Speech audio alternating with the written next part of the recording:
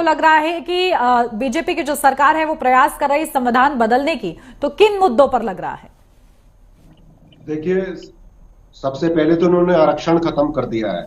जरूरी नहीं कि संविधान को हटा के आरक्षण खत्म हो। जब देश की संपत्तियां बेच दी गई और सरकारी नौकरियां नहीं मिल रही हैं तो आरक्षण खत्म हो गया है, पहला पॉइंट। और ये अगर संविधान की दुहाई दे रहे हैं और कांग्रेस को कोस रहे हैं, इनकी प्रॉब्लम ये है कि ये इतिहास की बातें करते हैं। जो इतिहास की बातें करते हैं वो भविष्य कभी नहीं सुधार सकते, ना वर्तमान सुधार सकते हैं।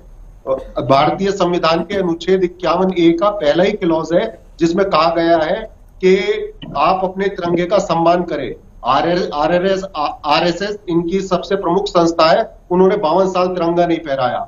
जब हमारा संविधान लागू हुआ था 26 जनवरी 1950 को, 4 दिन के बाद इनकी एक मुख्य पत्रिका थी ऑर्गेनाइजर इंग्लिश की, उसमें लेख छपा था। उन्होंने कहा था कि हम संविधान को नकारते हैं और हम मनुस्मृति के हिसाब से संविधान चाहते हैं।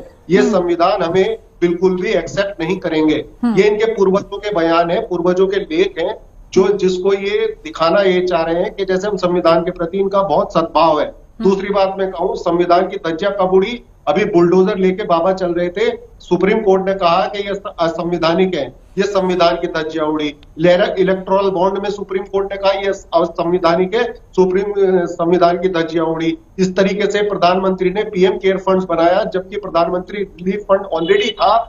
इस तरीके से संविधान की धज्जियां उड़ी। सुप्रीम कोर्ट के फैसला दिया कि सीईसी जो इलेक्शन कमीशन है उसकी नियुक्ति अपोजिशन लीडर प्राइम मिनिस्टर करेगा और चीफ जस्टिस करेगा, उसमें अध्यादेश ला के इन्होंने संविधान की धज्जियां उड़ाई। इस तरीके से दिल्ली सरकार का एक फैसला आया था 5 जजों की खंडपीठ का, उसमें भी इन्होंने संविधान का अपमान किया।